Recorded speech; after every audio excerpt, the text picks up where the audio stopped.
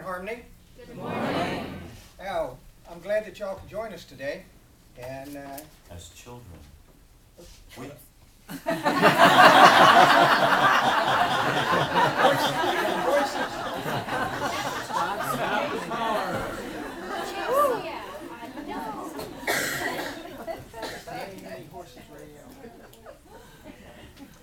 And that'd be part of our guided meditation today, so we'll get to that in just a little bit. And before I get started, I need to thank everyone, especially Reverend DJ, for inviting me up here today. I was here last year, and I've modified the program just a little bit to get the same information across about the 4 directions that Kate was talking about whenever we sing the song in number of 4. But before I start with that, recently, Jay Leno made a comment about the shape that we're in with the economy. And you know, the big people are from the major automakers are in Washington, D.C. with their hand out. And he had a better take on that. They want $25 billion to solve all their problems. Well, he thinks that instead of giving the money to the automakers, he ought to give it to us, the people down here. And it be earmarked so that when the government gives us money, we have to go out and buy a car. Okay? So that way, everybody gets to keep their job. The manufacturers have to manufacture the job. The parts people have to keep making the parts.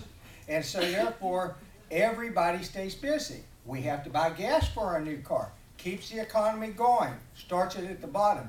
And the plus point is, all us guys can be driving around in a brand new Corvette. That's what Jay Leno would like to have. All right? You know, we're all here today. This month has been a big month. It's been a month for veterans. We've acknowledged them on the 11th of November. For all those who have served this country and made the ultimate sacrifice. And so we need to thank them in our prayers today because they have made it where we are allowed to come together in a church like this as a group of people and like-minded people so that we can fulfill our needs as a community. From the Iroquois, we learned that Thanksgiving, we return thanks to our mother, the earth, which sustains us. We return thanks to the river and streams, which supply us with the water.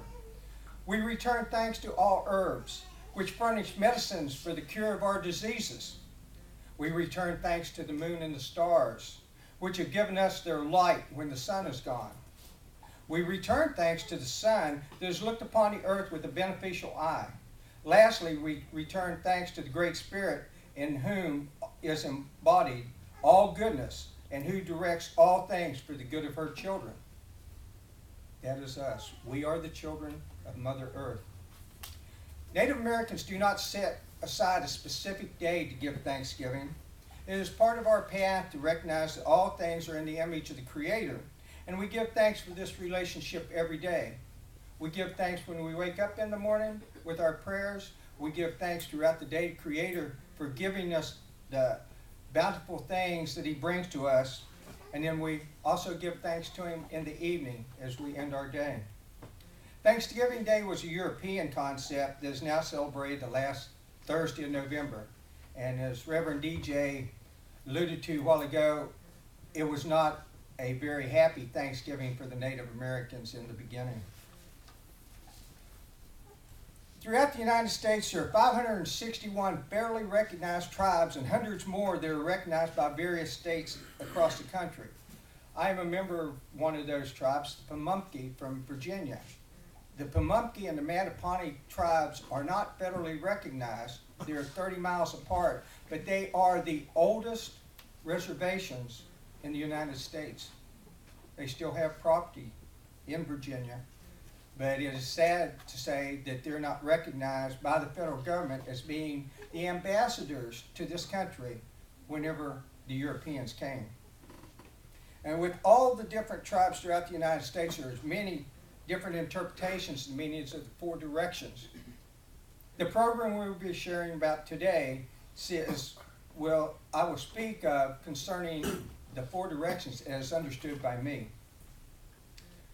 Native Americans feel that all things are related, whether it swims in the water, slithers, or crawls on the ground, flies in the sky, or grows from the earth. It will be part of the connection with the circle of life. To the native, this connection can be found related to the number 4. There are 4 directions considered to be the east, the south, the west, and north. Each carry their own spirit, teachings, elements, and colors.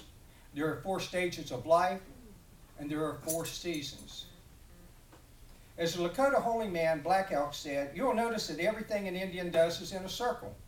And that is because the power of the world always works in circles, and everything tries to be round. In the old days when we were strong and happy people, all our power came from us from the sacred hoop of the nation. And so long as the hoop was unbroken, the hoop flourished. The flowering tree was at the center of this hoop. The circle of 4 quarters nourished it. The east gave us peace and light. The south gave us warmth. The west gave rain. And the north, with its cold and mighty wind, gave us strength and endurance.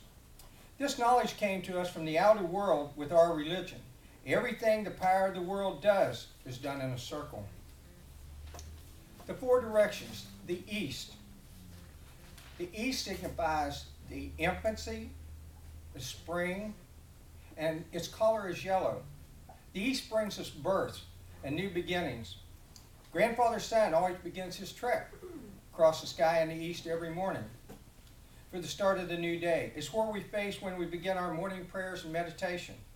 East is a place of illumination, creativity, and communication. And tobacco is its sacred herb.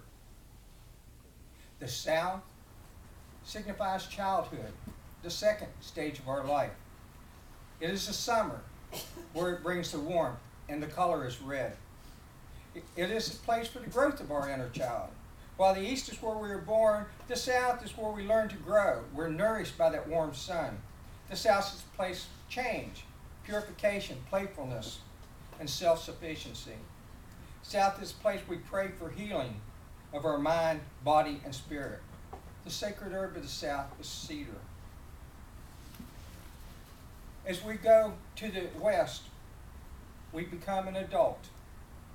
Autumn is the season of life, and the color is black. The west is where we come from for the 3rd stage in our life. We have nurtured the inner child in the south and come to the west for the final part of our journey. As we've developed and gained wisdom so that we may complete our contract with the Creator. The west is associated with death and darkness by most Western cultures. Yet only when death in some form is achieved will we have a new beginning, which utilizes in its new growth the knowledge we have gained from the past. So we keep coming back to that circle. We come around again. The west is also the home of the Wakians, the thunder beings. They bring us rain and energy and illuminate the night skies. The west is a place for visions, emotions, higher compassion, goals, and inner spiritual renewal. And sage is the sacred herb of the west. The north is where we become an elder. It is wintertime now, and the color is white. And while associated with the Western culture, it is the place hereafter death. And coming out of the darkness of the west, we will come into the light of the north, where everything lies still and dormant, where all life and knowledge exist, and we await our rebirth in the east, place of our new beginnings. North is a place we find knowledge, balance, thankfulness, intuition, and trust. The sacred herb of the north is sweetgrass. All the directions have animals associated with them. Some say the turtle to the east, the fox to the south, the buffalo to the west, but most associate the bear to represent the north, for it's thought to have great strength and wisdom.